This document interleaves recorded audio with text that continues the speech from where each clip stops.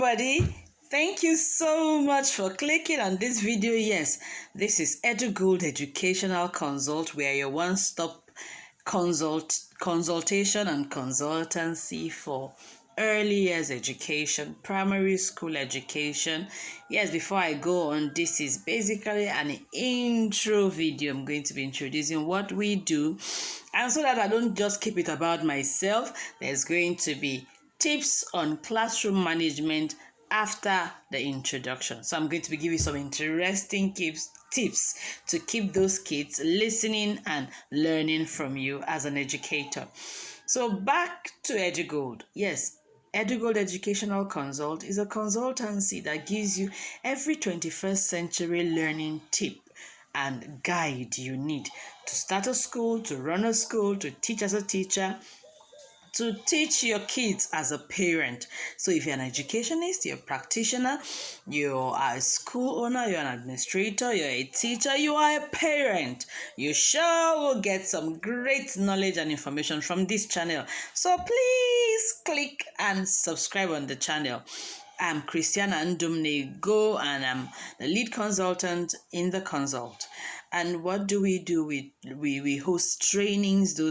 We host special classes. If we have them, we'll share the information here so that you'll be part of it. But this channel will be sharing some of our videos and tips you can also learn from. We also help school owners run their school. It can be a daunting task. So you're running a school, we can tell you how to, when to, what to. Yes, follow us and you will get it on Facebook, we're on Instagram, and we have a WhatsApp class where we keep learning every day. And why do you think you can learn from me? Yes, God helping me. I'm a wife. I'm a mother of 4 lovely girls. I have a 14-year-old.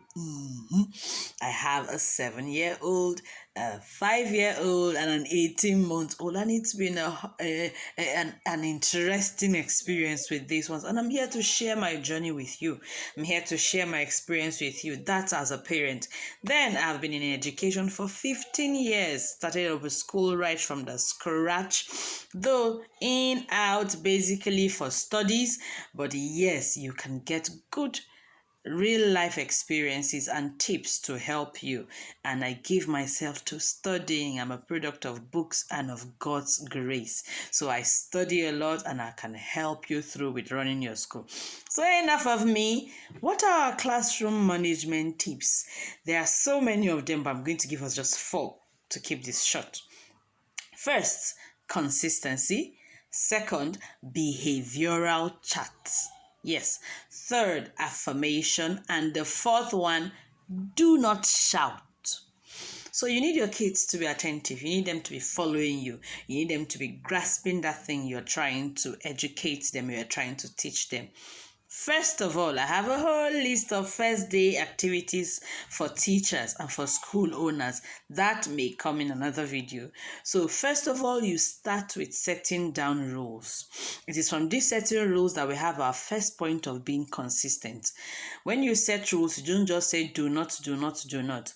If you say do this, do not do this, do this, do not do this, every do not should have a consequence. It's natural in life. The choices we make in life gives us consequences for each of our choices, and we have a choice of what to do, but we don't have a choice of what the consequence is. So if at the beginning of the term you have set rules together with these children and you have set consequences to each of these rules, make sure that when any of them break any of the class rules, they get the fullness of the consequence. So for example, if you have said, if anyone is caught speaking or distracting while I am teaching, you will stand by the corner for 5 minutes. Make sure they stand for 5 minutes, exactly 5 minutes. If they do something else disruptive while they repeat the 5 minutes, do it again. Don't get tired. The mistake and error we make always is that when we are not in the mood, when we are tired, when we are stressed, and we are working, and they come and say, hello, Miss Christy, so person is doing this, say, please, and then we wave off. Children are specialties at testing boundaries.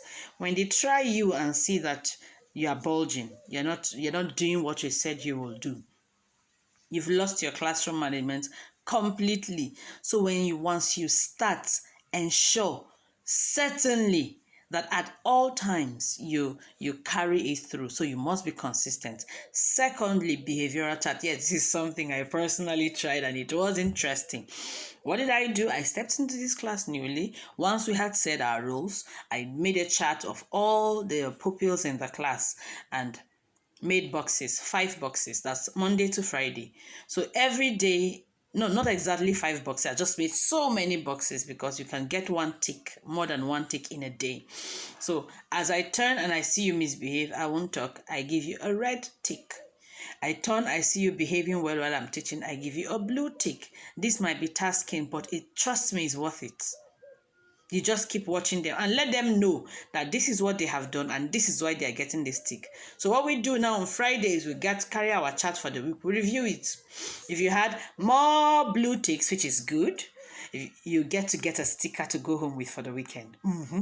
If you had more red ticks, which is no, bad, we say we are sorry you didn't behave well this week. No stickers for you.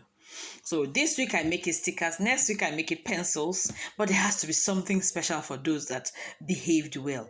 So then my experience with that there was this boy in the class that used to be quite unruly according to other teachers. So once I stepped in, the first week he was doing his thing, I ignored, I kept giving him all the ticks. On Friday, the boy was in tears. He cried when others got their sticker, and he seemed to be a hard boy. I was actually surprised he broke into tears. So what happened the next week was that he was deliberately putting up good behavior.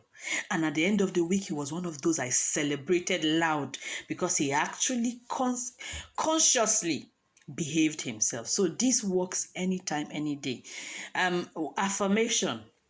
The third one, I would like us all to know that we shouldn't be those kind of teachers that just wait for kids to misbehave so that we can punish or so that we can mete out our consequences, as we have said. We should be quick to notice those that are behaving well more than those that are not behaving well.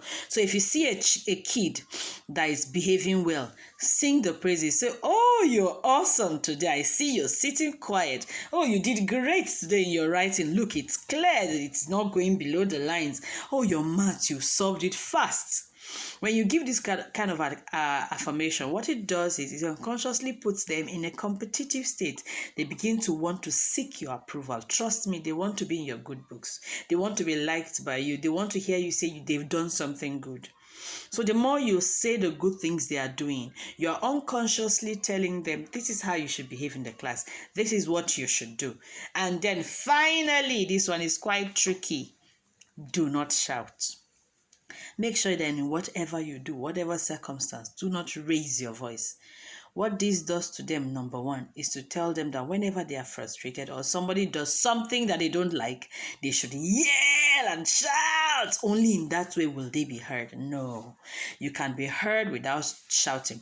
So the trick out of this is, you might not get this in any college of education or any school, is the teacher's look. Learn it. Once you see a child misbehaving, pause what you are doing. Give them a stern look and they will adjust. Once a child sees a teacher do that, the child will begin to check, what am I doing wrongly? What am I doing wrong? And the child adjusts. So the teacher's look works fine for you not shouting. Another thing shouting does to them is it teaches them disrespect. The best way to teach a child to respect another person is to first respect the child. So when you're raising your voice and yelling at a child, you're telling the child how to treat other people, and that's wrong. So these 4 tips, I hope they've been useful. There'll be so much more tips and so much more learning happening on this channel. Let us know if this was useful to you, and please subscribe and like as it helps the channel. Thank you so much and have a wonderful evening. God bless you.